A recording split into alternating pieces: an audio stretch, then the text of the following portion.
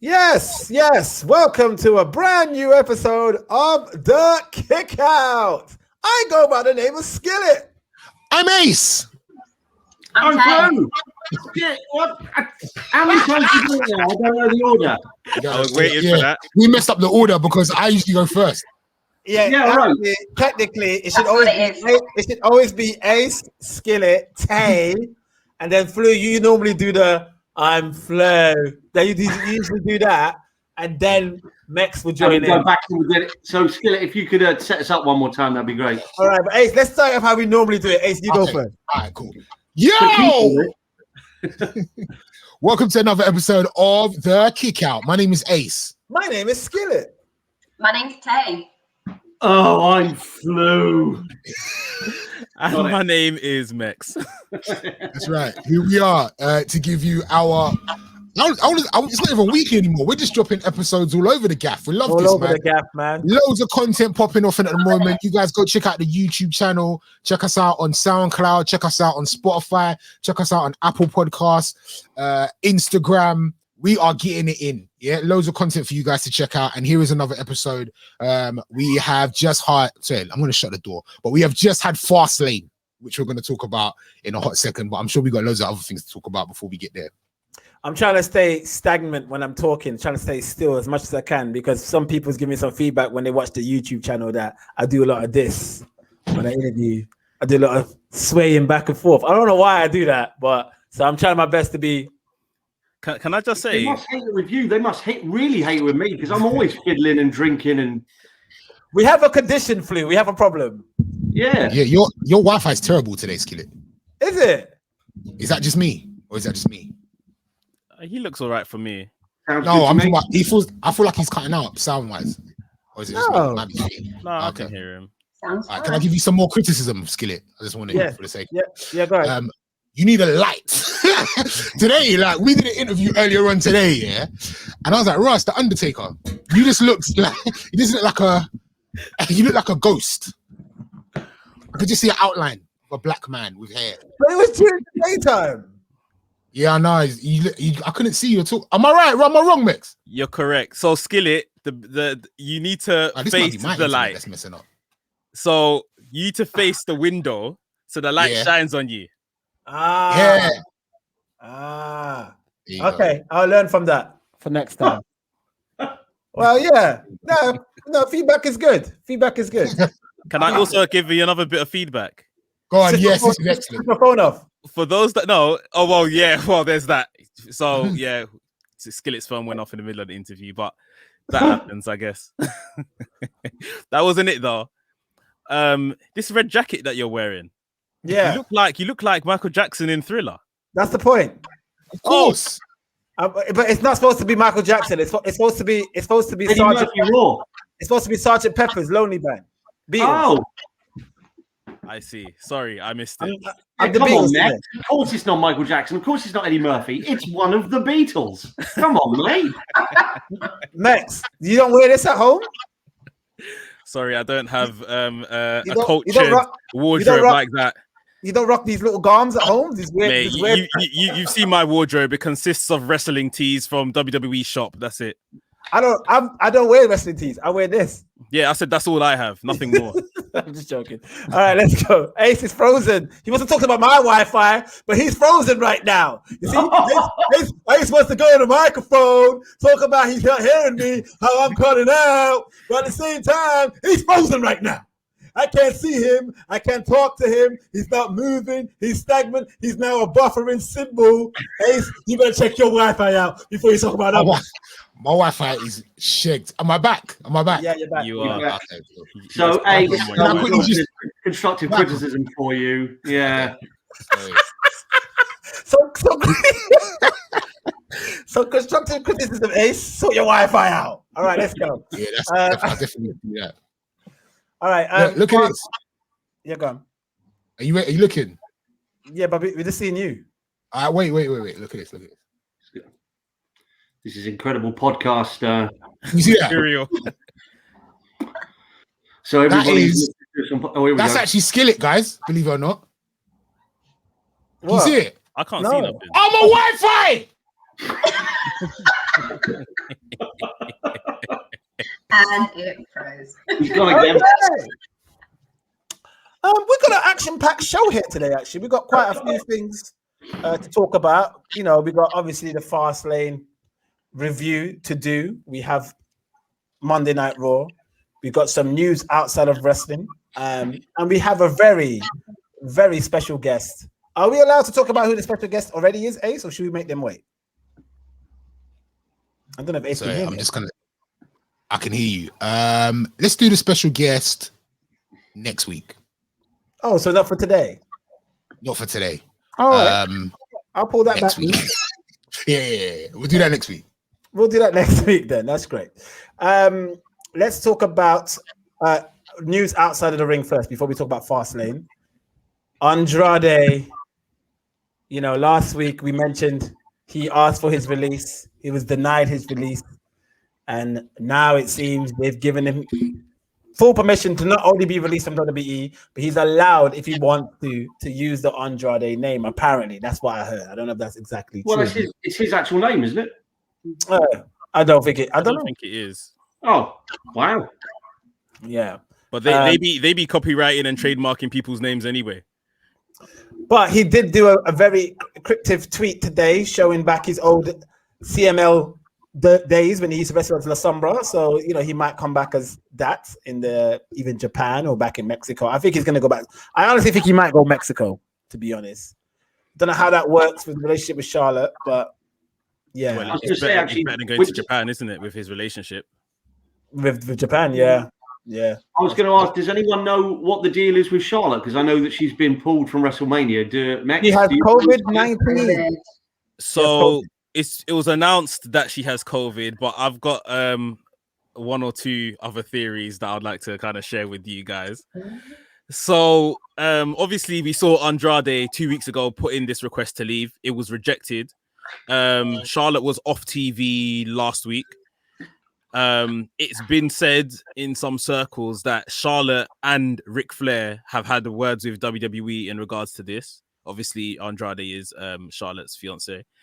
That Charlotte Flair, even as a last gasp, pitched to WWE, put them on screen together in like an on-screen relationship, and they rejected that, which is kind of wild because WWE be doing that with people that aren't even in relationships.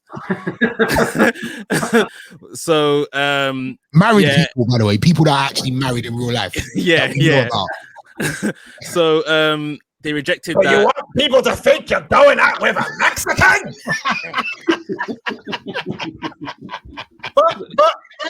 but we are going out. I know, but you want people to think that? I know that. So basically it looks like Charlotte was, from what's coming out, it's like Charlotte played her hand here and basically said, you either release him, use him on TV, or release him, let him have his name and give him no 90-day complete clause, or I'm not wrestling at Mania or something like that. That's what was reported initially. Then it seems like they said to her, well, yeah, if we're not going to use you on TV, you're not going to be on Mania. And she chose, Andrade's freedom over her WrestleMania spot, which is quite commendable if this is true. Obviously in the last day or two, we've heard that she's come out and said she's got COVID. She put it on Twitter. And then obviously Rhea Ripley said it on the show last night, which was kind of weird because they haven't acknowledged COVID-19 is even a thing until now. The whole interview was weird. It's like she's taken notes from Shane McMahon. It was just kind of really weird. She was like, so, I'm going to need an answer. By the way, Charlotte's got coronavirus. Yeah, So, are you going to answer the question? I was like, what? Yeah. So basically, Bianca Belair had to beat 29 other women and be in a match for an hour to get a WrestleMania title match. And Rhea Ripley just shows up. Shows up. I was thinking of Flu last night when I watched this. That's exactly what Flu was saying last week. He was like, why does people even go through these things? Just ask. And as soon as she showed up, I was thought of Flu straight away. So done. Like they could at least given her could at least had a number one contender match. They could have did a 4-way. They could have did anything. Like that is, I think. if they brought her up straight after Royal Rumble and just had her beating Peyton Royce and all these other ladies on the roster, by the time that the Charlotte plan for Mania falls apart, she could be perfect to just slot in because she's racked up some wins. But this is interesting, very interesting. I think that's a very interesting take, Mex. Charlotte is probably not. Yeah, I kind of believe that she would ride for her fiance like that. There is talk and there's rumors. I don't know. I don't believe it's Charlotte. I have my theory on who it is, but there is rumors, strong rumors, an active WWE wrestler will be signing with AEW very soon. We could talk about that later. Outside the ring, what else is there talk about outside the ring, Mex? There was the Andrade Hogan and Titus O'Neil hosting WrestleMania. What the hell is this? Really? I mean, Memorial Day. I was kind of bizarrely, considering they're in a unwinnable situation, I was kind of enjoying Fastlane, and then that advert came up, and I just threw my laptop out the window. What on earth? It's so kind of. I'm not racist. Look, because I'm with this guy. Do you know what I mean? It's cringe. And by the way, that guy hasn't been on television for 2 years. I mean, I'll just say quickly, I like to think that everyone deserves a second chance. I know racism is hard to kind of get by. It's shocking. We're kind of still dealing with this, but I think what WWE should have just not put Hogan back in the limelight, because as soon as they announced it, everything that Hogan said in that conversation with all the derogatory terms comes back up and circles around on social media. So all of a sudden, even those that have forgotten have to remember again. And that's the one reason why they just shouldn't have chosen. Another reason is Hogan actually never really apologized. He never really apologized. He apologized for being caught. He apologized. Yeah, he apologized for being caught. He apologized to black wrestlers backstage, and it was an awkward apology. It wasn't even like it was more like, oh, I'm sorry I said those things, but you know what? Like, the media was out to get me, and I was recorded, and it's like, hold on, no, don't make excuses for what you said. You said what you said. You meant what you said. Like, this come out, but I think black people in general are quite a forgiving people. We probably would have forgiven him if he actually literally came out and said, "Listen, I was a mess. I'm sorry for what I said. I shouldn't have said what I said." But that's never happened. So you say that, but I honestly believe there's a lot of, especially wrestlers in WWE, that haven't forgiven him. I've heard. I agree. I totally agree. I don't think Titus O'Neil was the first choice, by no means. I feel like they had went to a few other wrestlers before they landed on Titus O'Neil. Do you think they went to Apollo first?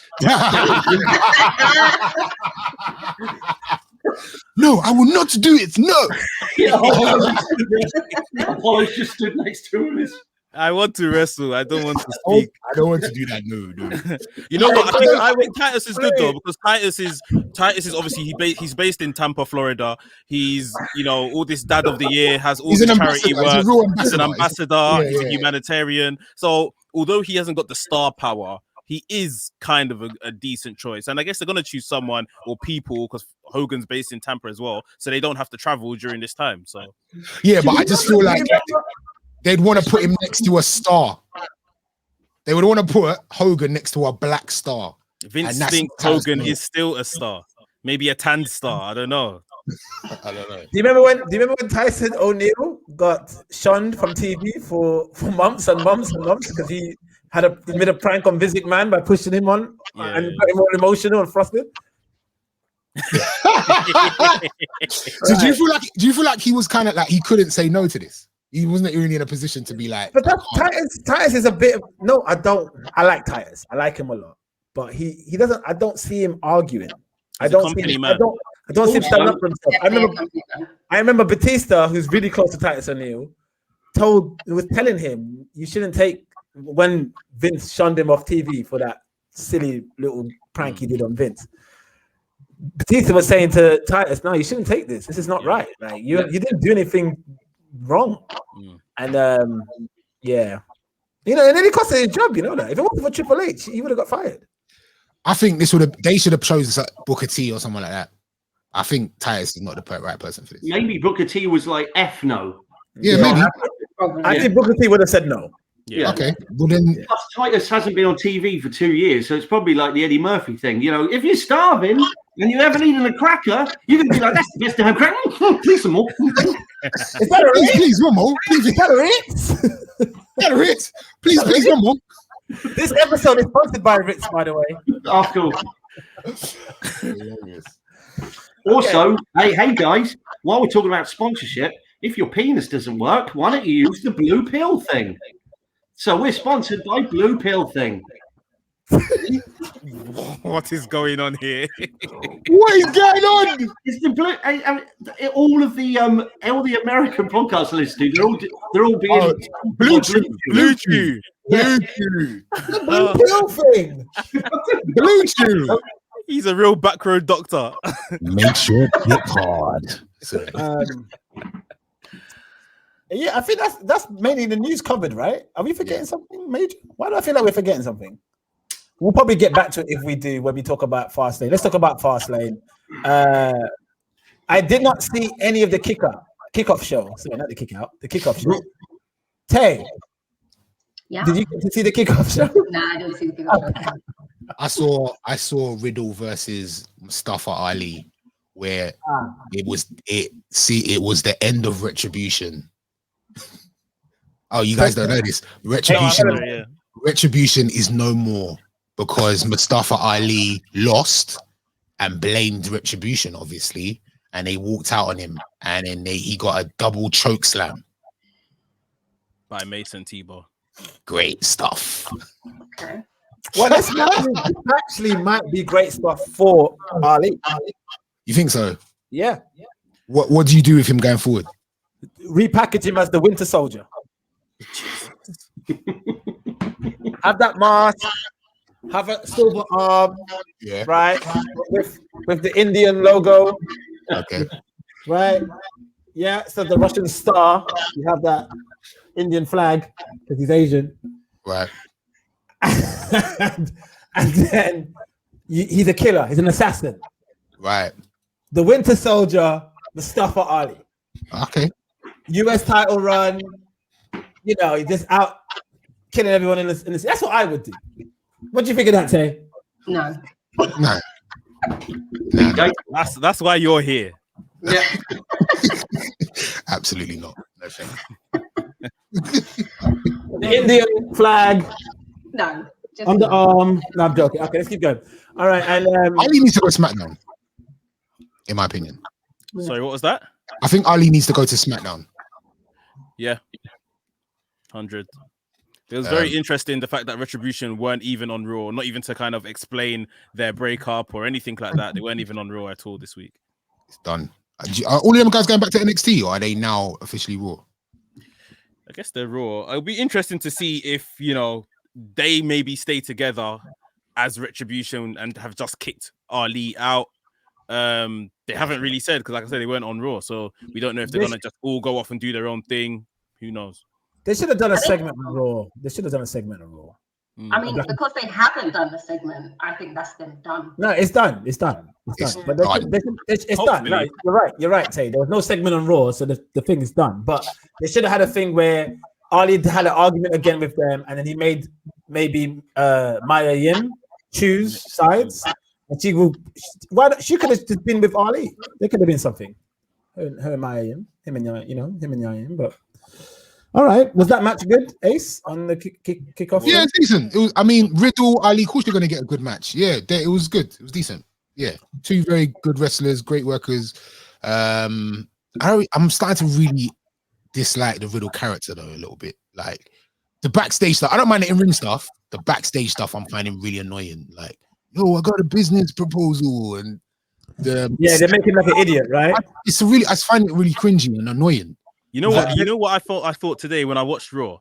Yeah. I thought he's actually a child. Like backstage, he's a child. You know, like a child that just won't stop talking, and they've always got something to say. And now he's riding around in circles with his scooter, and he keeps talking. He's like interrupting like adults speaking. He's actually a child. Like, maybe they need to lean more into that. Then maybe it's like, yo, he's a grown man with the brain of a child. I don't know. Maybe they need to lean more into that. Like, who was the Sorry, this is gonna sound really bad. But who was the Eugene? Yeah, and Eugene got over. Tay saved you, Ace. Tay absolutely saved you because the madness was about to come out your mouth. I don't know what I was gonna say. But yeah, Eugene got over. So maybe they need to lean more into like he's a Peter Pan. He's like a guy that won't grow up kind of thing. But what he's doing is annoying. No, I think that's a bad idea. It's definitely better than Indian Winter Soldier. Exactly. First and foremost, that's debatable. And second of all, I mean, Matt Riddle's just being himself, just dumber. He's a surfer dude. He's being himself. It's just they're just making him like really over exaggerate. They're making him like Bill and Ted basically. He's probably gonna say excellent and party time or whatever. Can I just say, as a person who may smoke similar things to Matt Riddle, I find it all very offensive. Offensive. I think we should just move on. But just to insinuate that he's stupid just because he might do certain things, I don't appreciate it one iota.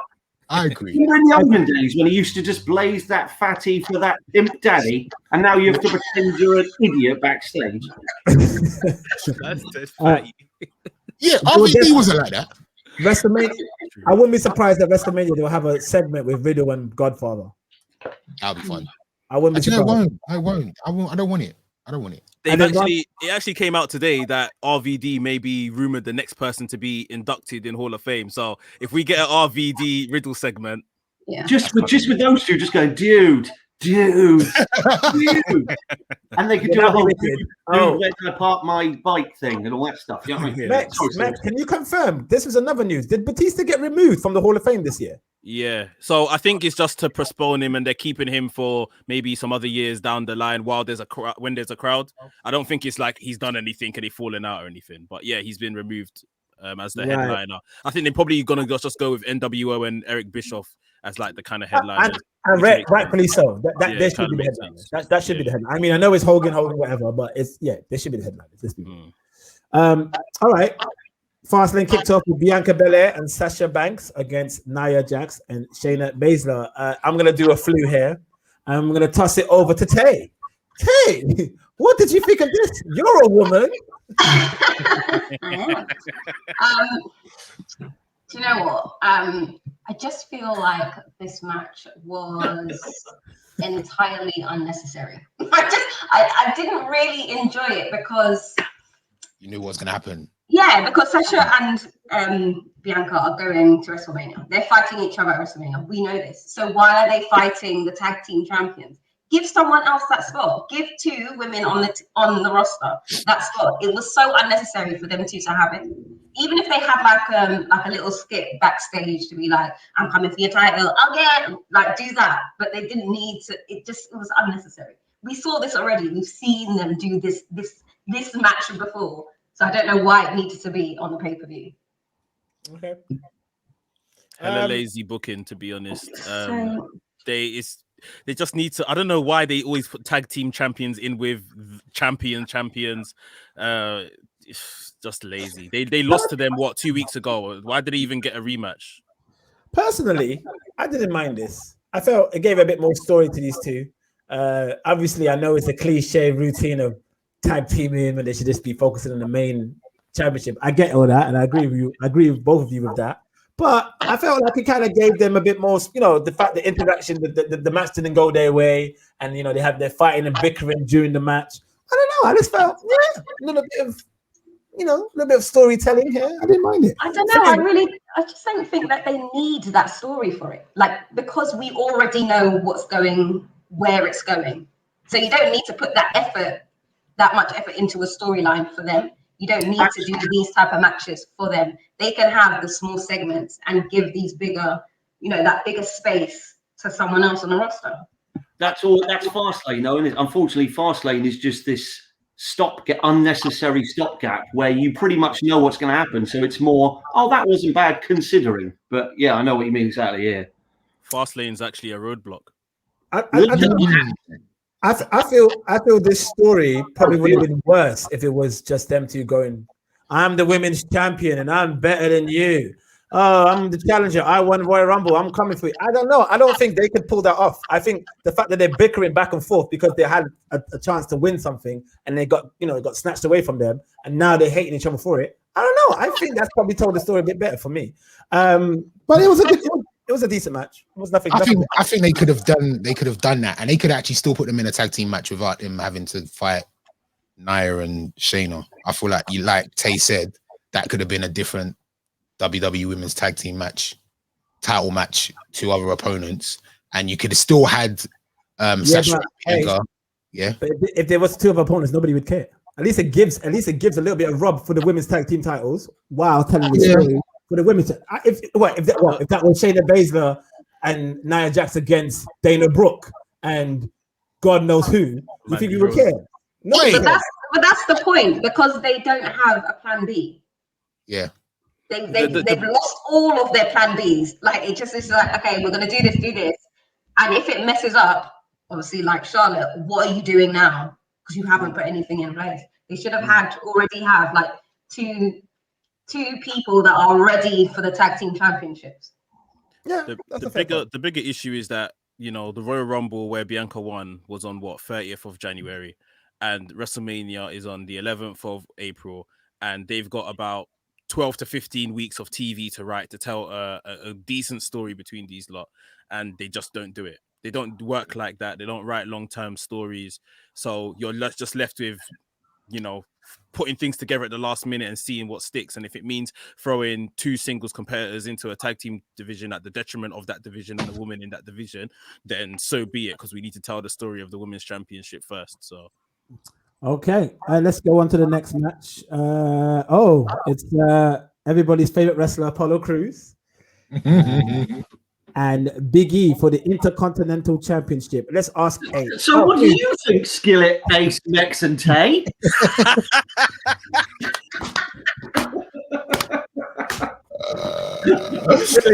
Brilliant, absolutely brilliant. Actually, Flea, I was going to come to you. Actually, did you enjoy this match? No, I would like to ask. I mean, obviously, something weird happened at the end and stuff like that, but the match was going fine. So this is the first time I've seen the Apollo character.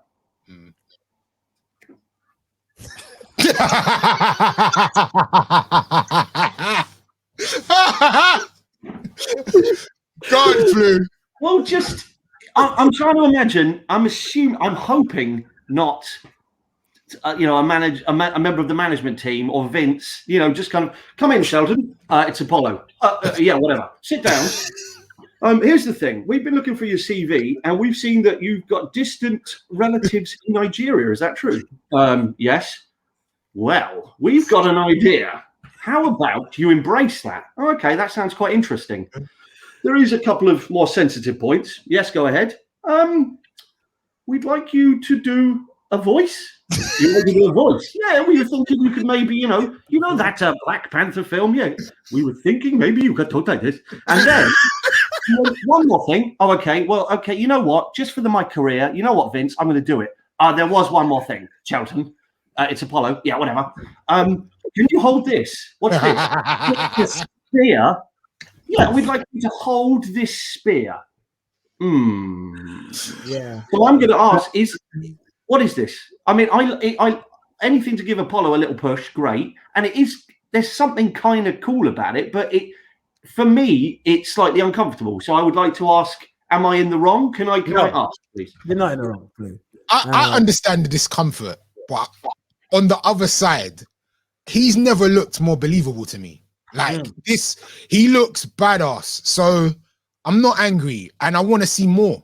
So it can't be that uncomfortable because I like it. I'm actually I'm like you, Flu. Like I'm like, oh my god, he's got a spear. At least he ditched the two army guys that he had with him a couple weeks ago. I like that, man. I thought I was gonna go like a Dr. Umar route. That's what I was kind of hoping. And the accent's actually not that bad. So yeah, I get it. And I think if Apollo showed up as this character, you wouldn't feel as uncomfortable. But because 2 weeks ago he sounded like a Yankee Apollo, and now he sounds like Nollywood Apollo, it's a bit uncomfortable. But again, I don't think he's ever looked more believable to me. I see him as an IC champion. I see him as a good contender. I see him like going, like, he looks strong. So yeah, I'm not actually that angry with it. But this is my thing. I love the fire in the match, but for me, we haven't got Big E to the right level yet. So why are we using Big E to raise up Apollo when, for me, Big E isn't at the level he should be at yet? He can bring up Apollo, and he's obviously done that, which is brilliant. And you're the great fire in the match, like I say. But if we haven't finished the job with Big E yet, why are we focusing on Apollo, if that makes sense? Can we have an honest conversation about Big E? Because people say this, like, Big E's not where he needs to be yet. He needs to. But what is it that people want Big E to do? What, like, he's hilarious. He's a great wrestler. Like, but what, when people talk about him going to the next level, what does that mean? What does he? Taking on McIntyre. He's my opponent. Wrong level. He's in the mid card. Okay, you're not talking about the character. Ace, you see when we were kids, see when we were kids growing up watching wrestling, Ace. Yeah. There's wrestlers that we looked at and we wanted them to be in a certain level. Yeah. The British Bulldog is a perfect example. Right. Yeah. Davey Boy Smith, British Bulldog. When I was a kid, I wanted that man to compete main event level. Yeah. And that's how I see a lot of wrestlers today, who are fans of wrestling today, younger than us, see Big E. They want Big E to be there. I think he's got time. I think there's time. I don't think it needs to happen now. I don't want to see Big E Roman next week. I want to, like, let's build it. Like, let's let him have a nice IC run. Maybe a couple of them. Maybe, I don't think it's time. I genuinely don't think it's time. I think he's still, like, got a foot in the New Day. I feel like what he's doing at the moment is all right. I completely agree with. We know he can be amazing. That's the thing. We know he can be top level. I just don't think it's time yet. I completely agree with Ace. And you know what? I was thinking about this not too long ago. Obviously, the whole thing of Kofi Kingston waited 11 years to become world champion. Truth be told, I don't know about you guys, but I wouldn't have been interested in Kofi Kingston any earlier than when he actually won it as champion. Yeah. And I feel like they're in danger right now of doing to Apollo Crews what they done to Carmella. They repackaged her, they brought her back. She faced Sasha Banks 3 times, lost 3 times, and has basically been shelved again. Even her sommeliers on TV. And Apollo Crews is, if he doesn't beat, he's already lost now 3 times to Big E. I'm guessing this is going to go to WrestleMania. If he doesn't win there, like, why is Big E even going to give him another rematch? And if he does win there, what does that do for Big E? He lost his mid-card push. Yeah, like you were saying. Yeah, exactly. So they are, multi-man match at Mania. Do you not guys think exactly. that? I think maybe for these two, they might still keep it a singles match with some type of stipulation, last man standing. Oh God, you said the right word, stipulation. But I think the US Championship match will probably be the multi-man one. Okay. It's going to be a foo-foo match. I feel like the IC title has more contenders around it than the US title at the moment. So when you think about Sami Zayn and you got Baron Corbin's going to have a match or something. So I'm saying, like, all of those guys can get in an IC title match, whereas US title, there's no one's really. It's just like Ali at the moment. Sheamus threw his name into the cap last night. Okay, maybe we'll see. Maybe a ladder match for Apollo and Biggie. Maybe. All right. Braun Strowman defeated Elias and Jackson Riker. I don't remember this match at all. Does anybody can tell me what happened here? Shane was injured. Oh yeah, that's right. Injured. So he couldn't fight Braun Strowman last night, even though he already beat him up last week. So he had got Elias to face Braun Strowman because Elias wants to perform at the greatest show on earth, WrestleMania. And if you fight Braun Strowman, then maybe I'll let you do that. And obviously Braun Strowman just beat him up. Crap. I hate this whole thing. I can't stand it. Yeah, I really can't. Yeah. Well, I don't know if you heard my rant at Ace, but it was codeine, beer, and it was a whole bunch of Shane McMahon and Braun Strowman. I do apologize for last week, everybody. I don't. No, so basically, amazing messages. Yeah, we got loads of messages from your pipe bum. People loved it. We do have a question today for you, actually. It's from Horito James, at Horito James. Hey, Kick Out, has Flu given up on wrestling forever? No. I must admit, if it wasn't for the friendship of you guys, I certainly wouldn't be doing this. You know what I mean? I want to stay in contact with you. I mean, so also, I feel like when the crowds are back, do you know what I discovered?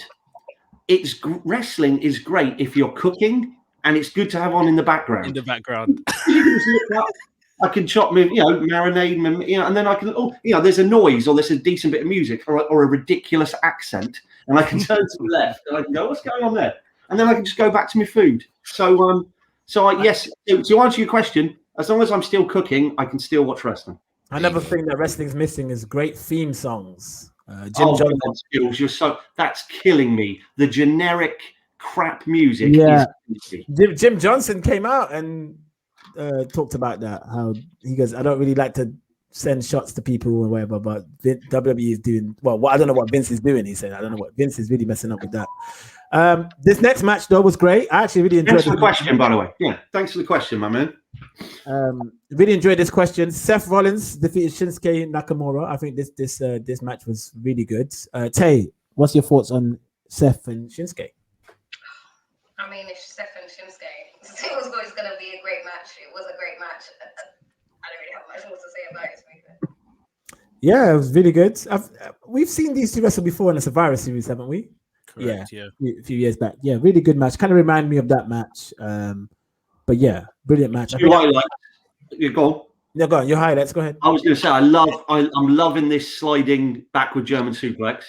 You know, when you go under the ropes and he backs up. Yeah. And I liked the ending. I liked the Seth hooking the leg, and then pulling back. So I thought this was one of those matches like an early Michael's Austin or Michael's Brett, when it's just like they did some really cool stuff, but they've got so much more in the back pocket. Do you know what I mean? And it almost made me sad but good. Almost like, when Macho Man lost to Yokozuna on the way to WrestleMania to take on Brett, to put it back. I was sad Macho Man lost, but do you know what I mean? So I'm glad he's going on to take on Cesaro, but it's just a shame it had to be Shinsuke. But great match. Speaking of Cesaro, did he show up at this pay-per-view? No. Drew McIntyre defeated Sheamus in another crazy bout between these two. This is the second longest match of the pay-per-view. These two beat each other up again and again, all over the stadium. Loads of cuts and bruises on their bodies. Mex, what did you think of this match between McIntyre and Sheamus for the 1800th time? Probably one of the matches of the night. These two have just been putting on killer matches last 3-4 weeks. We saw obviously Drew McIntyre throw Sheamus into all the LED boards, and that a big spark came from that. We saw the white noise through a table at ringside. Obviously, in the end, Drew won with a claymore, but they had all kinds of other weapons involved. Crazy kind of match, and to be honest, I think we have to start a campaign for Sheamus to win a match, man, because he's just putting on some brilliant matches in the last 12 months, and he hasn't won one of them. He's going to win a match. He's going to win a big match at WrestleMania against Riddle. I think maybe the US title. He's going to beat Riddle for that US title for sure. Yeah, he deserves it. He 100% deserves it. Other than Roman, who's working better. Well, in fact, you could even say Roman, who's working better than Sheamus at the moment. I think Sheamus has been. Yeah. I like the fact he's learned that you don't have to wear your pants backstage. You can wear an outfit backstage and then put your pants on to wrestle. I hate it when they're backstage in their pants. So I love that. I like the way he's embraced his old character. Even though this Drew, for me, Sheamus match should have been at WrestleMania. The quality of these matches have been amazing. I think Sheamus's work is outstanding at the moment. Plus, you could say he is one of the senior guys now putting over.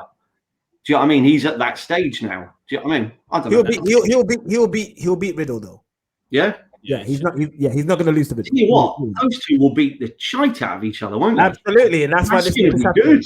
If you guys remember, I think a couple years ago he was really suffering with spinal stenosis, and he was about to retire. And man's coming back and doing these kind of matches back to back, week after week. Like, he needs to be rewarded. Yeah, 100%. And Flu, I agree. He's probably arguably I think he probably is the hardest working wrestler at the moment. Great match between Sheamus and Drew again. Okay, let's talk about this match. Ace, I want to hear your thoughts on this, Ace. Intergender match, Alexa Bliss versus Randy Orton. You go and tell us how you feel. I don't know. I genuinely, I don't know. Like, I know that some people hate it, some people love it. I don't hate it. I'll be honest, I actually don't hate it. I'm glad that the Fiend's back. There's a lot of theatrics. We saw some Hadouken fireballs. I don't necessarily like the look of the burnt Fiend. We're obviously getting another match. I'm not angry. It's all right. It didn't offend me. I wasn't angry. It is what it is. Let's just have one last match to end it, and I'll be happy. I'm happy that WWE acknowledged the fact that Randy Orton burnt a man alive, and he didn't just come back in his regular clothes. Right. Because WWE are definitely capable of doing something like that. But like you, I'm not. I understand he had to come back looking different, but I'm not happy with how he looks. But I'm happy that Nah, it's weird. I've always called Ace Crispy Bray, so I'm gonna have to call Ace something else now. Okay, guys, I'm gonna have to say my thoughts on this. You hate it, don't you? Oh, how Skillet, you got really serious there. Yeah. The last stroke of genius Bray Wyatt has offered us was that Firefly House match he did with John Cena last year at Mania. If he can pull something remotely close to that this year, then he might be back in my good books. But for now, Bray Wyatt's cancelled for me. I think he's done. Whoa! I'm sorry. We're making excuses for this guy because we love this guy. But the stuff that he's been putting out, if this was anybody else, we'll be dragging this person. This stuff to me is like wrestle crap. It reminds me of the stuff that I saw in the 90s, and I'll be like, that was horrible. That was terrible. It's like WCW 2000 booking. This is not good at all. So, in honor of wrestle crap and 2000 booking, please, ladies and gentlemen, listeners who are listening to the Kick Out podcast, no, we're not doing it. Can you please join the Kick Out team? As we ring the bell 10 times for Bray Wyatt. I'm not sure. This is controversial. I don't agree. I need silence. I need silence. I don't agree. Out of respect, we need silence.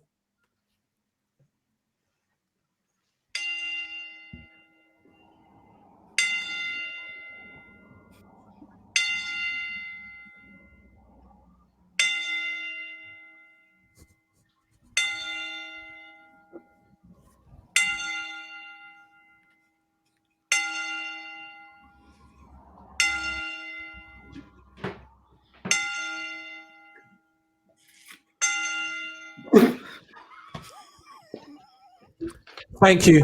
I don't agree. I'm with you, Ace. You don't agree? I don't agree. You see what I'm doing? Okay, but how was they gonna bring him back, Skinny? The Randy Orton coughing with the black blood, the fiery is just. I mean, don't get me wrong. I'm gonna say this though. The way he looked was amazing. I actually did like that burnt mask and stuff. Actually, that was sick. But this whole storyline is ridiculous. You're blaming Bray for it or what? Yeah, I'm blaming. It was Bray's idea. This is Bray's genius. This is Bray's brainchild. Who else is writing this? So hold on. So we applaud Bray when it's good, but when it's bad, it's not Bray's fault. It's Bray. No, like I'm sure Bray has a hand in it, but 100%. like, okay, like let's be honest though. Where else could they have gone with this? Following Bray being burnt alive. Fire. Randy Orton set him alive on fire. Yeah, alive and we which still is the correct thing to do. We let that slide. What, you think he shouldn't have been burnt alive? No, actually, this is ridiculous. What kind of question is this? Of course he should have been burnt alive. Yeah, that's what I'm saying. But he did it. That's what I'm saying. This is terrible. So I'm trying to say this is terrible writing. This is not good. You're not going to enjoy any new Alexa Bliss. Huh? You don't like new Alexa Bliss? I hate this whole Alexa Bliss thing. I think she's killing it. I feel like she's killing it. I think since Alexa Bliss is joined, it's gotten worse. This is trash. You know what the problem is?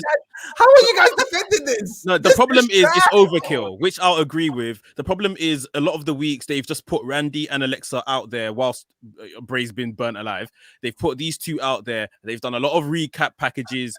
There's no kind of real story progression until this moment. So if you said something like that, I would 100% agree. But you know, we are where we are. I don't think we're gonna get a Firefly Funhouse match either because there's gonna be a live crowd. And obviously, last year they could have just played the tape to people watching, innit? Do you remember when Bray Wyatt and Orton had that match at SummerSlam with the that was at WrestleMania. That was WrestleMania skills, yeah. That was WrestleMania with the cockroaches. Yeah, that was terrible. So we're gonna get something like that again? No, I hope not. I hope not. Do you think it will be a hope not. Inferno match? I'm telling you now, we're gonna get something as bad as that. I am telling you now. Right? I think we had an Inferno match, which is what this guy died in, Bray died in. But I think with the natural story of Fire is at the middle of this story. So maybe we're gonna get some super, I don't know, Inferno match of some sort. I don't know, an Inferno Hell in a Cell match. Or they're gonna probably try and rival AEW and do the yeah, like we said before, something like it's the Inferno Firefly Funhouse match. Something like that, yeah. This whole thing, I've got no interest in this whole thing. I every time they're on the screen, I skip. It's terrible. But Skip, you're not going to convince me otherwise. None of you are going to convince me. I can't believe you guys are not agreeing with me. You've watched The Undertaker for 30 years. Are you all right? No, it's different. And also, Ace, you know that I wasn't a big Undertaker fan like that. So even when that's why I'm not even on to you for not liking it. Yeah. But I love The Undertaker. So I can suspend. You think this is good? So you're gonna compare this? You're comparing this to Taker. It's you have to watch this in the same way you watch Taker. Is my point. You have to suspend. This is a bit more Glacier than it is Undertaker. Exactly, 100% it is. No, but my point is, you have to watch it in the same way you watch Taker. We know Taker's not dead, but we watch it. You know what I'm saying? I know about fantasy storylines, but this is not. This hasn't been done well. This is a terrible story. This is terrible. The whole presentation. This question. So the mask was made by Tom Savini, as we know. Who is Tom Savini's famous character? God. Is it what's that? Chucky? Is it Chucky? Well, for me, it's come on, Sex Machine. He's Sex Machine in Dust Till Dawn. Oh, remember, is it? With the gun penis. That's Tom Savini. Oh, okay. Listen, I'm gonna be real though. The way he looked was amazing. I have to admit that the way he looked. Tom Savini's the man, definitely. Yeah, the way he looked was amazing. He did the second Night of the Living Dead. He's done a few of the Living Dead films and stuff like that. He's amazing. The burnt mask, I was impressed by that, but the whole thing is dead. All right, let's talk about the main event: Roman Reigns versus Daniel Bryan. Hey, some of your people's in this match. Roman Reigns, Edge. What did you think of this main event? To be honest, I was half asleep while I was watching, so you might want to ask someone else. But from what I saw, it was great. I need to rewatch it again. Ace. Yeah, Skillet. She was sleeping. Roman Reigns came on. She had to go for a good sleep. She had to go and sleep herself silly. Nah, she got fed up with the Firefly. He's making that noise. So we can cut this out. That is inappropriate. I apologize. Sorry. Yo, I'm on one. I apologize. No, you can leave that in. We'll leave that in. I thought it was a good match. Really good match. Obviously, we knew there were going to be shenanigans. We got the shenanigans. What did I think of the ending? I'm just starting to be a little bit irritated by Edge, just a little bit, and I don't know why. Is that the point? Do you think we're getting a kind of heel turn, or do you think it's like Shawn Michaels, in the later career where you can't really turn heel when you're that big? Do you think Edge is just being Edge? I thought he turned heel. He turned heel. Edge? How? Yeah. No, he attacked Bryan. But Bryan hit him first. But then Edge walked out like cussing. Yeah, he walked out cussing. No, but Edge retaliated from taking a knee from Bryan. So that's not a heel turn. Was it an accidental knee or a purposeful? Yeah, accidental knee, but accidental knees don't mean nothing. A knee is a knee. I think Edge might be turning heel. I think this is the problem with Edge, because we know he does his best work as a heel. And right now, he with this kind of face guy. I'm going on to WrestleMania, this, that, and the other. He's not moving the needle. That's for sure. He's not making any more people interested, because he is the guy when he's a heel, when he is the ultimate opportunist. But right now, he's not doing that. stick. So we just. So are we looking at triple threat here? I don't want it. But you're gonna if because Roman's the big heel, Edge can't be the big heel, but he's not that good as a face. So you need the big face Daniel Bryan in the match to balance it. Exactly. I think Tay's right. I think, and to be honest with you, I'm up for a triple threat. I'm up for it. I want Daniel Bryan back in that main event spot. I don't think Daniel Bryan should win. I think, I don't think Bryan should win. I don't think Edge should win. It needs to be Roman winning. Yeah. But a triple threat match would be amazing between the three of them. That'd be great. Hot take. Roman wins next night. Boom. Brock Lesnar comes in on the Raw the night after. Roman brought right. Flu. How does Brock's theme music go? Right,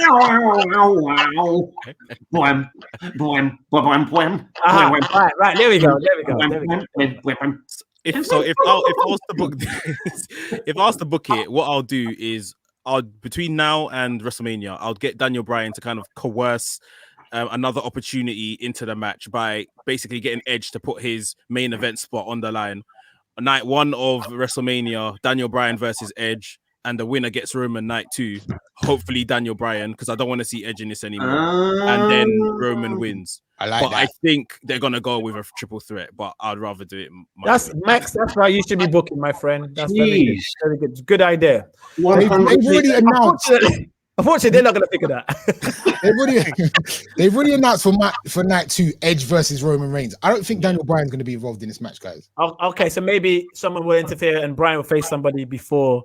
I get the feeling a lot of the Ring of Honor guys are getting their like dream matches in this card. So you got like Kevin Owens and Sami Zayn are finally going to fulfill their WrestleMania dream of having their one-on-one at WrestleMania. I think that's coming. You got Cesaro versus Seth Rollins, which you probably would think them two would love to wrestle each other at Mania. Maybe Bryan. It might be Bryan Nakamura. Wouldn't mind it. They haven't got time to set up. I don't think they got time. They ain't got time to make us. I mean, we're talking about WWE here. They put AJ and. I was just about to say, 1 second, and then they tag team championship match. All right, they just announced Rhea Ripley, Asuka today, so they've got time. They've got time. Yeah, no, I feel like they need to make us care about that. You're correct. Who's Shinsuke facing him? No one right now. No one. Baron Corbin. He's going to be multi-man. I'm sure they're going to be part of a multi-man. Surely. Okay. Poor Shinsuke. All right. Well, that was Fastlane. Can I just talk about the character work between Roman and Daniel Bryan? When this match kicked off, obviously Roman wants to fight like a big man powerhouse kind of match. Daniel Bryan's doing his like catch wrestling, technical wrestling stuff, trying to get Roman in submissions. Roman's trying to power out of submissions. He don't know like the technical way of like reversing moves. And I feel like they just told that so well throughout the whole thing. Daniel Bryan, for me, has saved this Roman Edge program. Yeah, he has. All just to be told. Oh, thanks. Go in this Andre the Giant Battle Royal. You're gonna win Andre the Giant Battle Royal. There you go. All right. What are we ranking Fastlane out of 5? Let's start off with Tay. Tay, what are we ranking Fastlane out of 5? 3. Flu. I think 3's fair. Yep. Ace. I'm gonna go with 3 as well. Max. 3. Saved by Drew McIntyre's match and Roman's match. Mm-hmm. I'm gonna say 3 as well. Before we talk about Monday Night Raw, let's go through some questions that we've got by some listeners here. Here we go. This is from Roy Johnson. Big up Roy Johnson. If you could recast a soap with wrestlers, which soap would you choose and why? Hey, go ahead. Sunset Beach. That was wild. Old school, those storylines would be mad. But when you think about it, Tay, wrestling is Sunset Beach. It basically is. Those storylines went on for like 4 seasons. Like they were so long and so dramatic. Remember the turkey baster? Does anybody remember that? No one remembers the turkey baster, do you? The woman. No, I don't remember that. She stole the man's special sauce and impregnated herself with a turkey baster. Wow. Oh wow! I remember the Tobias. He died. Someone died and came back as Dr. Tobias. Do you remember the evil twins? Evil twins. Yeah. But does anybody remember how Sunset Beach ended? It was a dream. It was all a dream. It was all a dream. We watched it for no fucking reason. Perfect wrestling.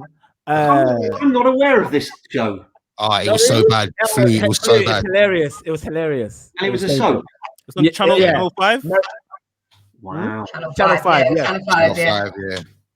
I remember a 20-minute beach chase scene for 20 minutes. That was hilarious. So bad. Sounds like Who would be in Sunset Beach though today? In wrestling wise? Yeah, in wrestling. Austin Theory. Bray Wyatt.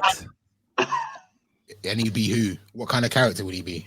He'd be the Funhouse Firefly, just tormenting everybody. It's a dream. Okay. Freddy Krueger style. Sunset Beach was the shit. The man would walk on set, fluff his lines, jump into the set, all falls down, sweat, and then walk off. Shane. Yeah, and then he'd breathe. No, here's the thing, Bron. We got another question here by Del Boy from Wrestling. Big up Wrestlings. Who would you like to see Andrade fight his first post WWE match? Let's go with Ace first. Who would you want to see Andrade lock horns with? Post WWE, as in he's not in WWE anymore. Because he's left, hasn't he? Oh, okay. I have no idea. You know me. I know WWE. This is the worst question for me. Why did you come to me Phoenix, first? Surely. Ray Phoenix would be one, wouldn't it? Ray Phoenix, great shout, Flu. Yeah. Max.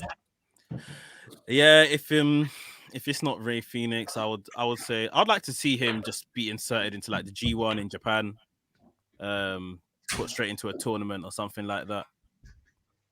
No one particular. Yeah. Ditto. I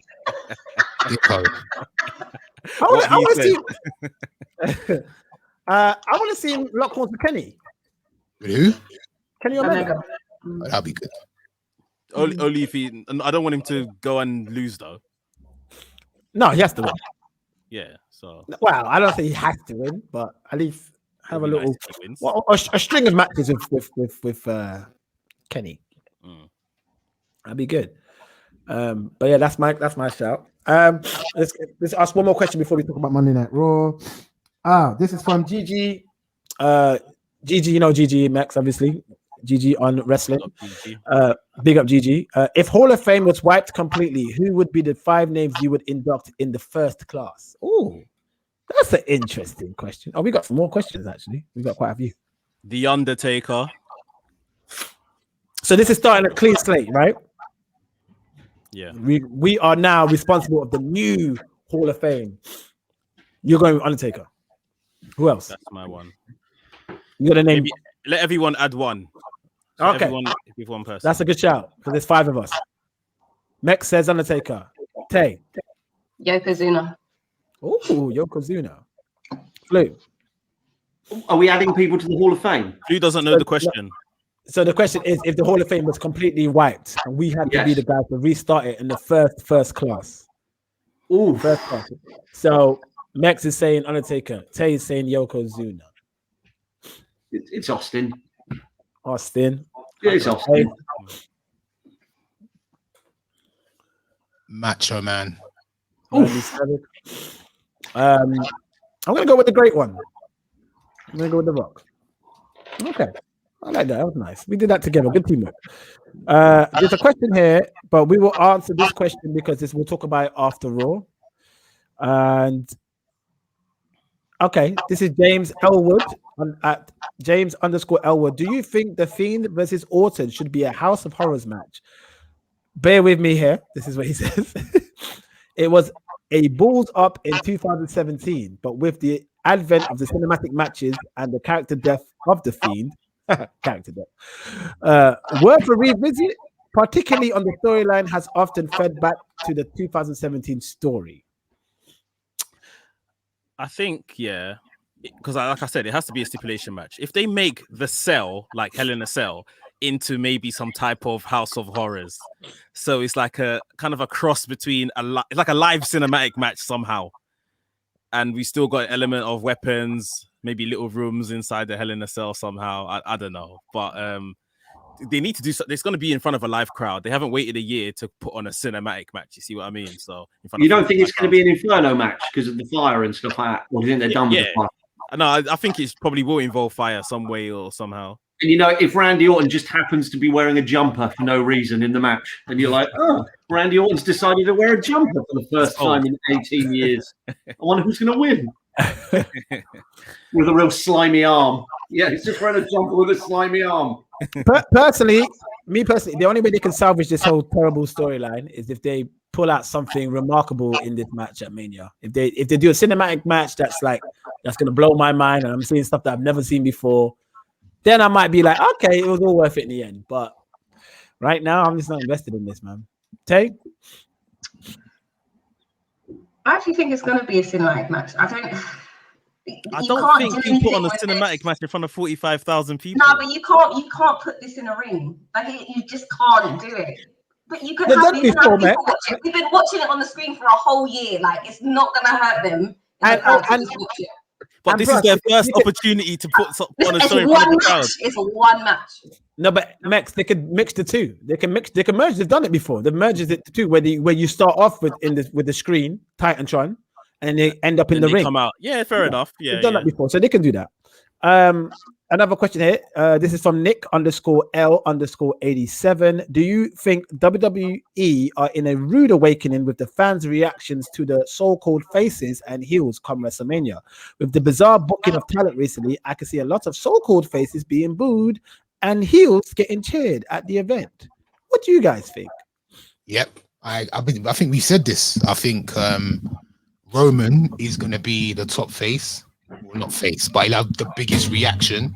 I shouldn't say your face, but I feel like in front of a crowd, they're going to go nuts for him. I think Apollo might be getting a better reaction than Big E at this moment, maybe. And I think Edge is just going to be a drip. I don't think the current WWE, I don't feel like the fans are going to care as much as they think they do. You know what? Who as well? I feel like I don't want to say that actually. I'm not going to say what I was about to say. But yeah, I do. I think they're definitely going to be in for a rude awakening when the fans come back. 100%. Do you think the Hurt Business will get cheered? They'll be over. Hurt Business will be over. Maybe not actually as an individual, but I think as a group, I think people like the Hurt Business. Yeah.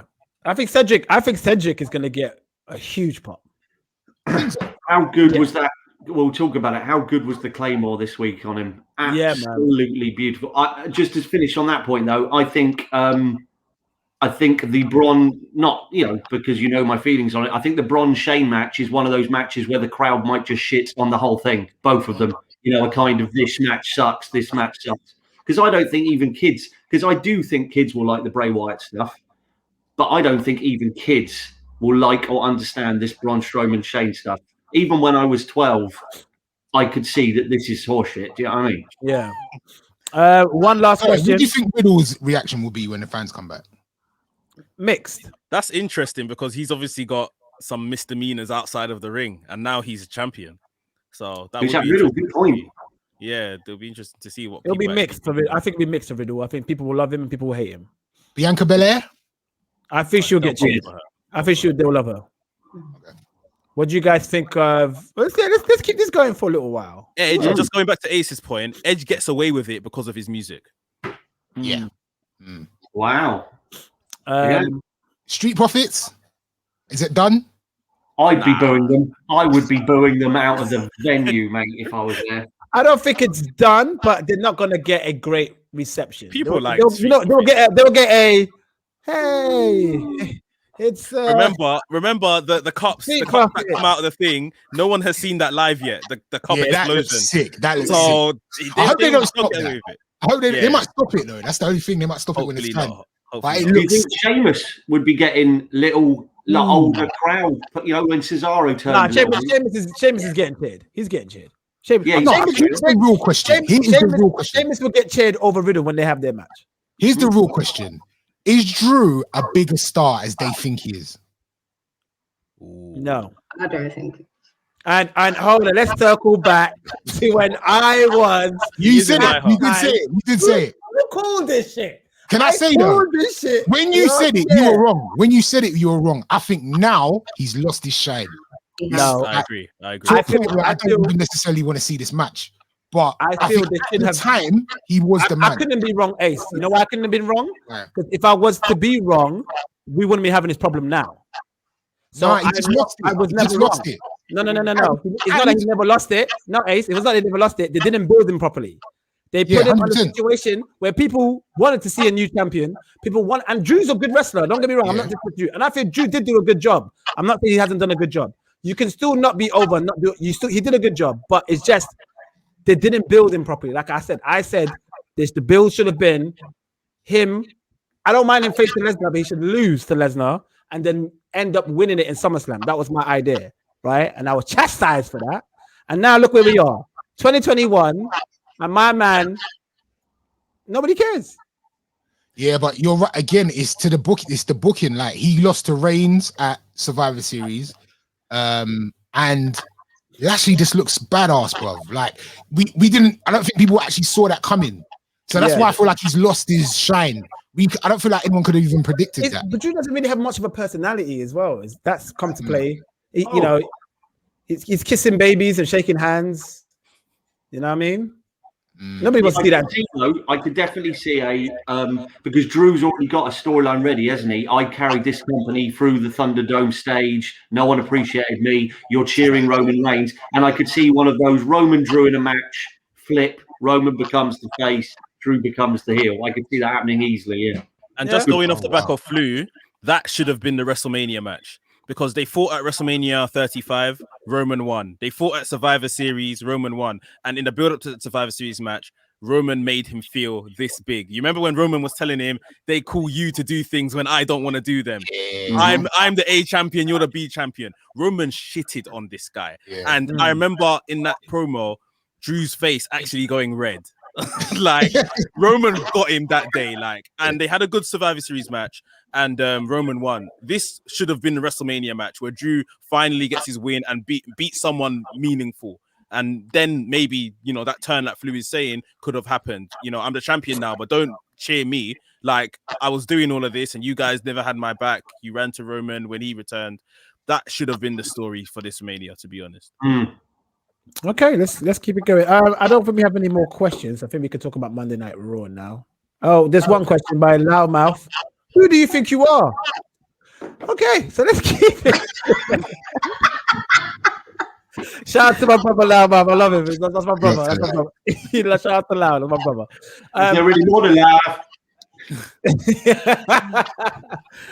Let's talk about Monday Night Raw. Mex, you're my go-to guy. How did this start? Show started with Bobby Lashley versus Sheamus, a rematch for no apparent reason. We saw Cedric Alexander, Shelton Benjamin kind of getting involved in this, which kind of peed off Lashley and MVP because it's making Lashley look like he can't get a victory without their help. In the end, Cedric Alexander distracted Sheamus when he was going to give Bobby Lashley a bro kick. Then Bobby Lashley gave Sheamus a spine buster, put him in the hurt lock, and then got the win. Okay, it wasn't bad though. It was a good match. It was a good match. Sorry, go on, Flu. I was just going to say, we need to see Sheamus tap. I can't recall ever seeing Sheamus tap before. It wasn't really visible, to be honest, on camera, even when he did tap. But yeah. Yeah, you're right. I heard him say, because I was cooking, I heard him say, "Oh, Sheamus has tapped," and I was like, "Oh, wow." Yeah. Drew attacked Hurt Business after this. Am I right? There was like a square off, right? There was a square off after the match. Cedric Alexander and Shelton continued to beat up Sheamus. Then Drew ran out, chased them off, got in the ring, had a face to face with Bobby Lashley. MVP told Bobby Lashley, "Don't get involved. It's all business. Keep it till Mania," sort of thing. And then obviously backstage, we saw Bobby Lashley and MVP berate the Hurt Business guys saying that, you know, why are you getting involved, making Bobby Lashley look less credible. And then they will put in a match later on in the night to face Drew McIntyre in a handicap match. If Drew won, then they are banned from ringside at WrestleMania. I do apologize. Yeah, go on, Flu. Go. I've got a little note on this. It's just obviously because I was saying I wasn't super excited about Lashley Drew. There was actually, you know, when they were pushing and shoving at the end of the match and they were like, bring it on, come on, bring it, and stuff like that. I was actually like, because I'm so sick of it being posed. Make sure you've got the WrestleMania sign, point at each other. When I do see some pushing and shoving and, you know, grabbing the mic and look at me when I'm talking to you and stuff, I like a little bit of stuff from reality. Each other. It did actually look like they were getting on each other's nerves, and I was actually like, this is good stuff. And my other point is, I wish MVP would come into the old Slick music. Do you remember the old Slick music?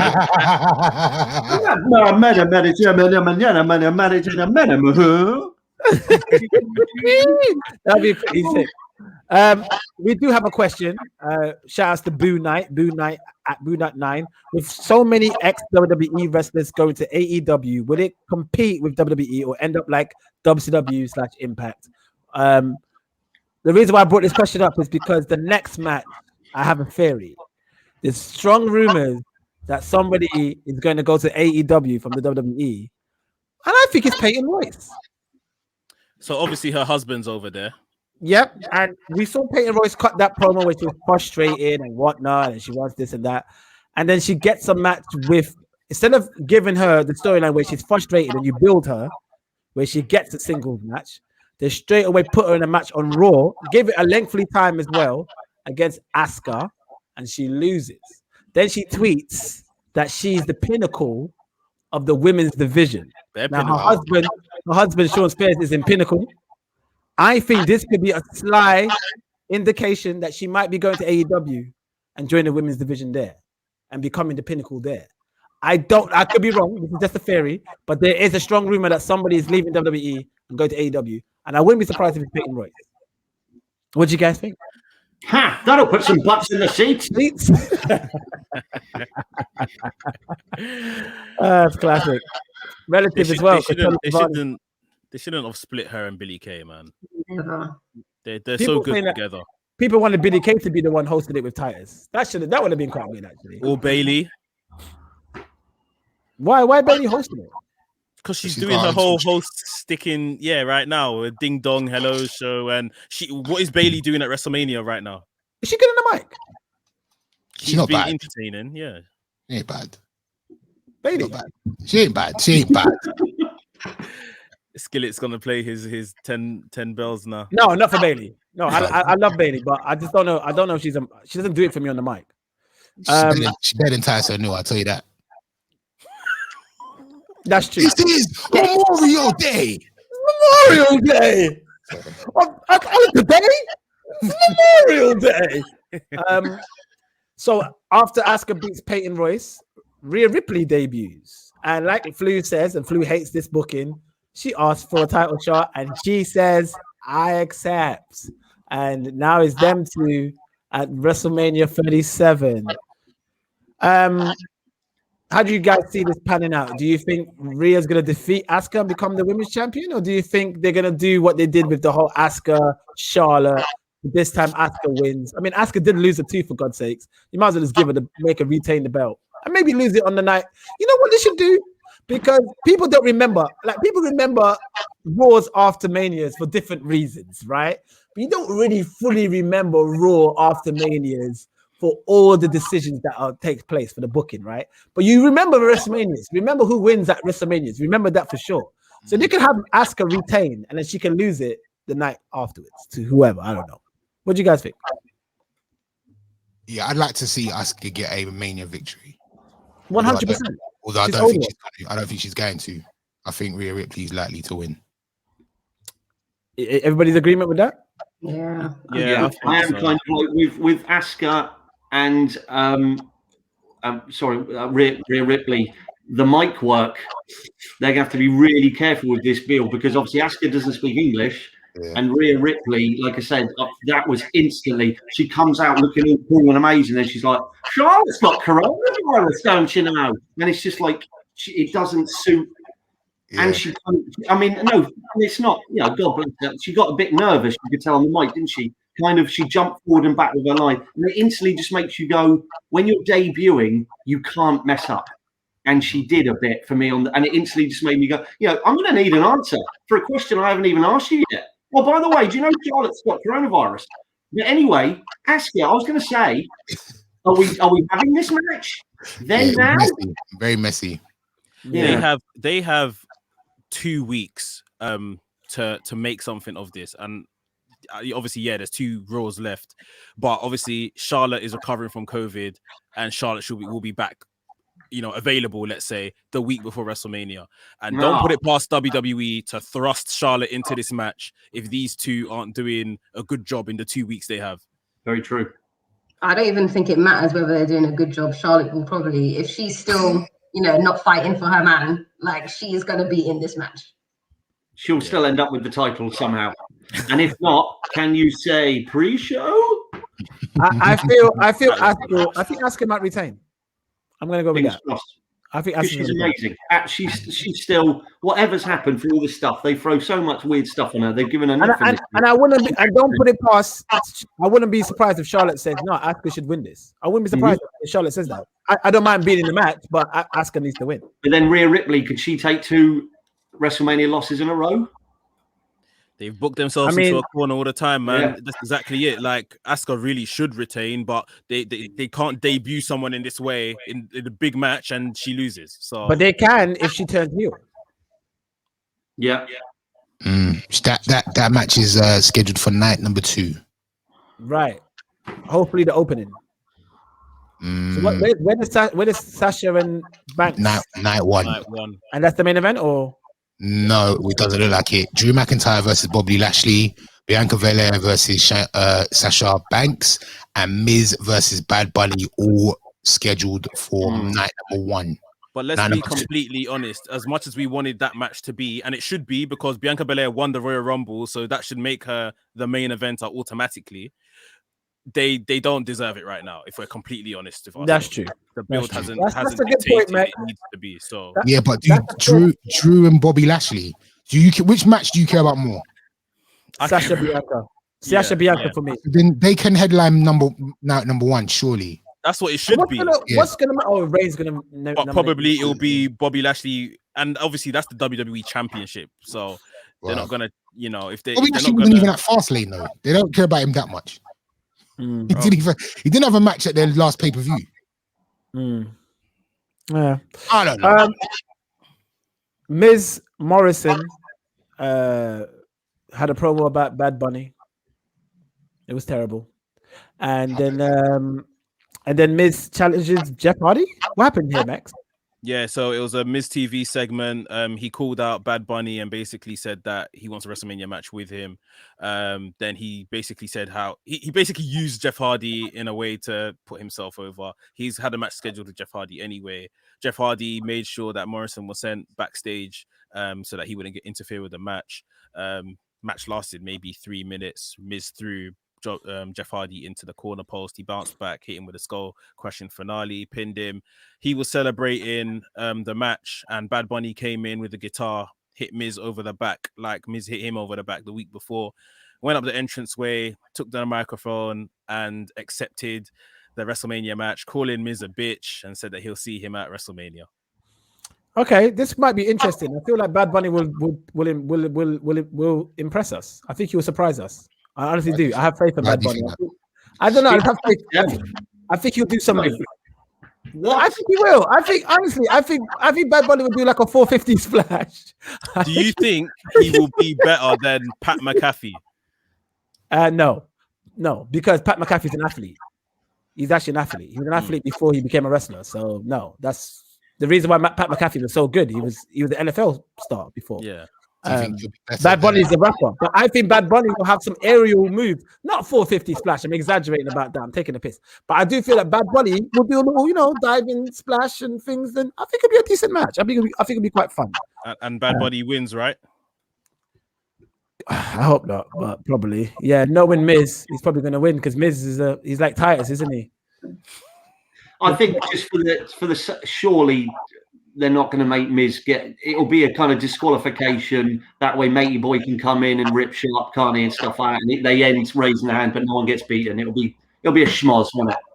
I hope so. I don't think Miz minds losing to Bad He Bunny. doesn't. Like, to be honest, it's going to be in all the newspapers and all the media in America with Miz's name there. So that might be enough for him. In fact, shut me up. That's a very good point, Max. That's a very good point. Yeah. AJ Styles and Omos had a promo with the New Day. This was actually quite fun. The New Day cut a nice promo saying, "Oh, you say that you're friends, but how well do you know Omos? What's his favorite color? His favorite color? Omos' favorite color was Merv. Yeah. What's your favorite ice cream flavor?" And he said peanut butter caramel. But obviously, AJ Styles. What was the Merv thing? Did they mean Mauve? And he said it wrong. Yeah, Mauve. Yeah. I think What? And he read Merv, and they said, "You've got to say Merv. Say Merv." Yeah. Is that what happened? And Apollo, you gotta say it too now. So he said his favorite ice cream was peanut butter caramel. Obviously, AJ Styles kept guessing the wrong answers just to show that AJ Styles not really his friend. And then he asked him, "What's your favorite wrestler?" AJ Styles, "Of course, it's me." And he goes, "No, it's Andre the Giant." They're kind of teasing a little fallout between AJ and Omos. Then Kofi and AJ had a really good match, and then Kofi did a really nice SOS that he does, but he hooked the leg this time. He hooked the leg and really made AJ feel it. Like I felt like AJ actually slammed to the mat really hard.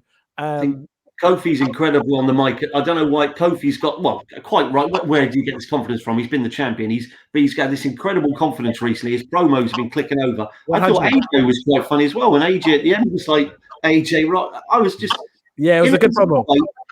They know they're not going to be top of the card. They know they're a kind of curtain jerk and stuff like that. So they're just having fun with it. And it's just three very incredible wrestlers putting over a big chap. I think this will be good.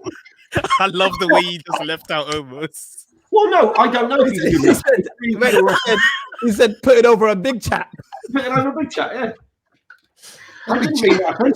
No, but you're right, Flu. You're right. Absolutely right. So the tease like breakup, is it like they might actually split, or is it just for the match? It's just for the match. Omos and AJ is gonna win. Yeah. Really? I've got a nasty feeling at the end we see Omos shaking his ass with the New Day.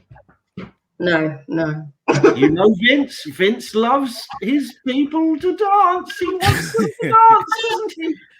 Almost. Sorry, Apollo. That's the link up. Yeah, I think you're right, Ace. That's the link up. What? Hold on. And link up at Mania.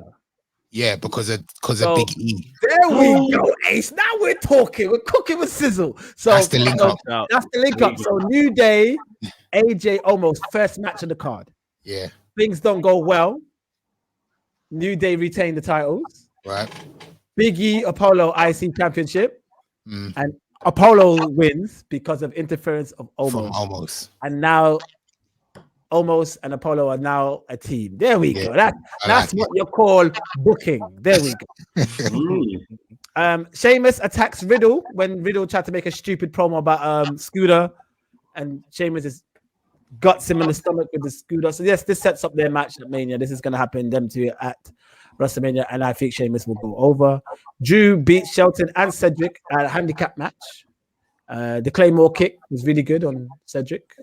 Devastating. Cedric keeps causing issues. He keeps causing issues with Lashley, doesn't he? He keeps causing issues and not listening to. Cedric's gonna get bashed, isn't he? So backstage after this match, obviously Lashley was going off at Shelton and Cedric, saying, you couldn't even do the one job I told you to do. He then proceeds to go around to the 24/7 division changing room, and he shouts at Ricochet, Lucha House Party, Drew Gulak. Who wants an opportunity at the WWE title? Any one of you can get an opportunity if you take out Drew McIntyre. So my problem with this is that 2 weeks ago, you were calling this man the almighty WWE champion. Yep. Why is he now enlisting the help of, let's be honest, Raw's jobbers to come and take out Drew McIntyre? I think the writing's on the wall. He's losing that Mania. But Max, it wasn't even Max. It was like he had a go at his mates for trying to help him. And then he went to some people he doesn't know and asked for help. He went for the first 6 to get eliminated from any battle royal. You're the first 6 to get eliminated from any battle royal, aren't you? Well, look, I've got 2 really talented guys over here. Used to be tag champs, but I don't want their help. I want the first 6 eliminated from any battle royal. Go get it. Are you guys not busy chasing a title around or R-Truth? If you've got 5 minutes spare. I did notice one thing in this segment, and I think I'm probably wrong here, which I'm always wrong anyway. I did notice that when they did this backstage, when Lashley was shouting out with any person from Battle Royal eliminatees, there was one person that kept looking over with a little bit of interest. Ricochet. He was. Was he wearing glasses and sat down? Yeah. Yeah. He was looking quite suave. He was looking quite slick, like he could fit in. So can I just say something? During the week, Ricochet released a promo. I think he was on like WWE.com. And he was going after Apollo Crews. That Apollo Crews has changed. Mustafa Ali has changed, and obviously Cedric Alexander he's changed, which are his 3 known boys in WWE. And he's saying that he's going to show them that he can make it another way and not basically turn heel. So I don't know why he was giving Bobby Lashley those looks, because I noticed that as well. After you've just released that, saying that I'm basically never going to turn heel. Well, knowing how wrestling creative works, they probably didn't even realize he did that promo. Maybe they didn't. Yeah, maybe. I just did this promo. All right, don't forget about that. we need you now. The funny thing is that promo is on his page. It's not. I don't think it was a WWE promo. Yeah, there you go. There's a WWE logo on it, unless he just. You're right. You're actually right. Maybe he done it in Photoshop and they don't know. Who knows? But yeah, like Flu said earlier on in the night, Bobby Lashley was going at Shelton Benjamin and Cedric, his guys, for getting involved, and now he's asking strangers to get involved. It's like they've killed Bobby Lashley in one night. He's no longer the Almighty. The Almighty era is basically done. Drew McIntyre is going to be champion at WrestleMania. Seems like Shayna Baszler and Nia Jax are about to fall out too. Am I right about this? Do you guys know? I don't want them to be champions anymore. Yeah, me too. I'm done now. We need new tag team champions at Mania. But I also we need tag team champions that are actually tag team champions. You know what I mean? Like coming into the same music. A tag team. Yeah. Do you think Naomi and Lana, man? Naomi and Lana is going to beat them for the belts, aren't they? Yeah. Nah, I think this is gonna sound really crazy, but I think Tamina and Natalia might do it. Oh yeah, good stuff. Strong. You know, I've noticed every time it's coming towards WrestleMania season, WWE start giving Natalia and Tamina, even if they're apart, a little push. Like, I think it's just a homage push that they've been in WWE for so long. So they always want to kind of involve them some way, somehow at WrestleMania, although they never seem to get the job done when it counts. Maybe that's what they're doing again. Back in the day, they knew the relatives were coming and they didn't want shit. They were like, oh, Jimmy's coming down. Don't want to mess with him. Better put her over a couple of times. Oh, God, Jimmy Neidhart's coming down. Put her over a couple of times. I can't be bothered with it. He'll be knocking on the door. Are we going to talk about this terrible storyline with Shane and Braun, or can we move on from this? They did a song. I think Shane did a song. Shane did a song with Elias, right? That's when I turned off. He started singing, and it was like you're trying to do a kind of rock thing, and I know, and don't you dare anybody go, well, you're meant to be doing this. He's a heel. He's meant to be annoying you, because it's not. It's that turn off heat. There's heat that I like, oh, I'm annoying. I want him to get his comeuppance, and then there's. This is unwatchable. I'm embarrassed that it's on and I need to turn it off. And that's what this Shane McMahon stuff is. It's horrible. But not to the point where I want him to get his ass kicked. I don't want it to be on television. Okay. The part that killed it for me was when Braun was wrestling the match with Elias, and he does his little run around thing, the ring, when he knocks everyone down. They've started playing train music. No, I don't know if anyone else heard that. Way. When Braun was running down the ring, he went to knock over Jackson Riker. He went to knock over Elias, and he went like this or something like that. And then all you heard was yeah. You know what? I didn't notice that. I thought it was an advert for like something. You know how sometimes when you watch the US stream, there's adverts that pop up in the corner. You know what I thought? I thought it had a pop up on my computer, so I start looking at all the tabs and the windows. I thought something was playing in the background. And when I clocked, I'm only listening to this, I could not believe it. Okay, But, no, this gets worse and worse. It just gets worse and worse. yeah. Well, what's his name? Braun has challenged Shane now. They've accepted, and apparently it's left down to Braun to pick the stipulation. So we'll see. Speaking of terrible storylines, they ended off with Randy Orton and Bray Wyatt again. This I wrote down in my notes: Randy Orton, Bray Wyatt nonsense. What happened here? Did Bray RKO Wyatt or something? So Randy was cutting a promo. Was disrupted by Alexa Bliss, who came out onto the entranceway. Lights went out. Lights came back on. The Fiend was in the ring. The Fiend didn't move. Randy was walking close to him, walking back. The Fiend wasn't moving. He carried a bag to the ring, revealed that bag to be like a jerry can, full of gasoline, full of petrol. Was sprinkling it all over the Fiend and all around him. The Fiend still didn't move. As he went to kind of light the match, the Fiend then went for him. Randy Orton gave him a RKO. Alexa Bliss got up on the apron. Randy was staring at her for an extended period of time. Turned around, the Fiend was standing again. Mandible claw, Sister Abigail. That's it. And then Alexa Bliss got into the ring, pointed at the WrestleMania sign. Lovely. Yeah, one thing I forgot to mention was after the Bianca Belair Sasha Banks match with the tag match where they argued and Sasha slapped Bianca. And Bianca was like, "Hey, hold up. No. Wait, no, sister." And then Sasha's holding the belt, and Bianca's like, "No." And then there's WrestleMania signs there. She goes, "No, sister. No, you ain't gonna do me like that." And she's pointing at the rest. I'm thinking, why Nikki pointing at the side? But yeah, it was funny. All right. Yeah, WrestleMania seems interesting. We'll see how things pan out. Hopefully, some of the writing gets better and better. We do have a special guest next week. And yes. Before we sign out, does anybody have anything else to say? Follow Kick Out Podcast. Thank you, Matt. All right. I think we're out. Cheers. Peace. Peace.